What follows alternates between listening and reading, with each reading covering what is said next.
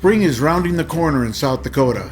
Buffalo chip crews are starting to wake the campground up and begin routine maintenance. Trees are being planted, water lines are being checked, and facilities are being repaired. Mowing grass already. We've turned on all the water lines, not a single leak in the whole friggin' place, miles and miles of lines. We got the boilers on and the showers up so that the temperatures are just right. We're getting ready for all the health inspections. We're getting ready for you. And so 79 more days, we look forward to seeing you. The next steps are being taken to put the new chip gas station into service. Crews are trenching for electricity and laying the groundwork for the pump. Once the pumps are in service, the tank will be ready to accept customers. The Speakeasy Steakhouse received some kitchen and dining room upgrades for the new season. A brand new menu is in the works and the bar will offer a hand-picked selection of wines. So we upgraded the kitchen. We went ahead and finished all the interior trim. We've got all the air conditioning upgraded and the place is ready for business. And that's what's new at the Chip.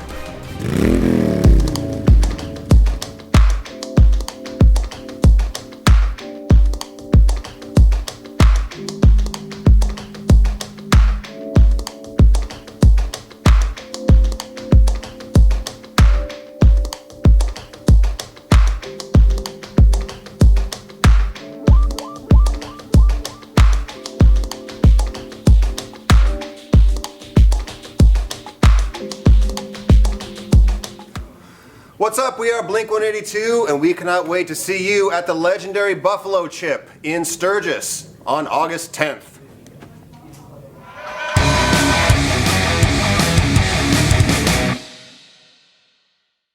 Kind of a little historical footnote. I get asked a lot about, the history of the Buffalo Chip and how we started and so on and so forth. But, our Wolfman Jack Memorial Stage is really a big point of interest for a lot of people. And so I've been asked, how is it we come around to getting that stage built? And it was quite a little deal. Actually, it was done in 1998, right after the rally. Actually, during the rally, if you look on our website, for example, this will give you a little perspective of it.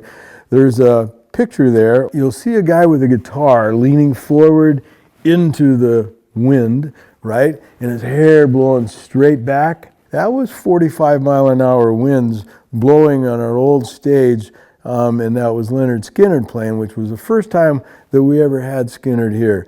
And I was so excited, and the weather just was not cooperating. Skinner hung in there like troopers, like you could see. I mean, if you could see, they were braced to keep from just getting blown away. And their tour manager told me, he says, we like this place, we like to come back, but we ain't coming back unless you build a real stage. Because at that point in time, what we had is, an old wooden stage that we'd done, and somebody said we need to put a roof on it, so we threw some tin up there and covered it with tin, and I thought that's what they meant by roof, right? It wasn't what they meant at all.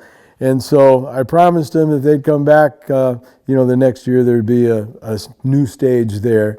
And so we went out and asked around and found the blueprints for stage at Alpine, actually, and copied that stage, building it with oil field material. It was a little stronger than the stuff that they used on the other stages. Dave Weiss was kind of like my chief cook and bottle washer here, and he was just the handiest guy in the world and actually built that stage. So we got 12 hang points on 8 joists, 9 trusses up there rather, with 2,000 pounds zero deflection on every one of those hang points.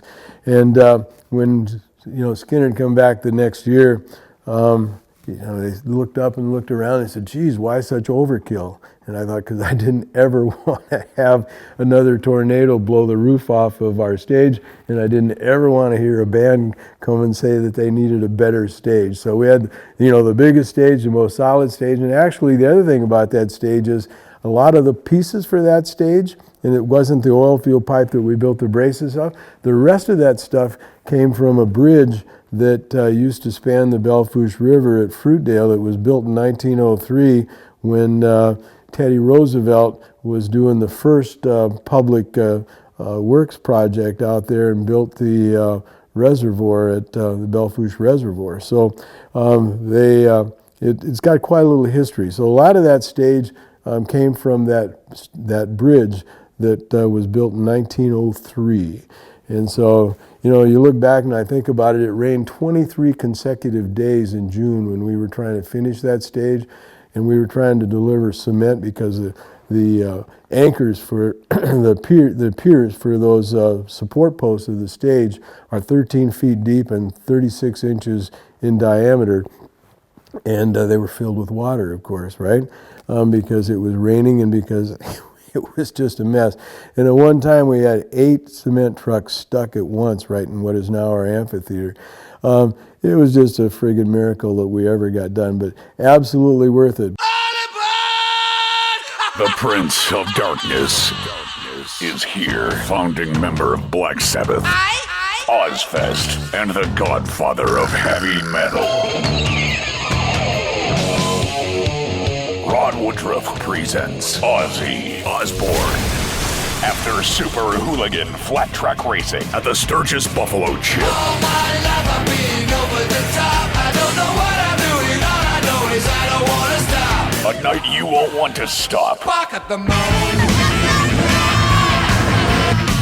Get your passes now before special prices end at buffalochip.com. No more tears.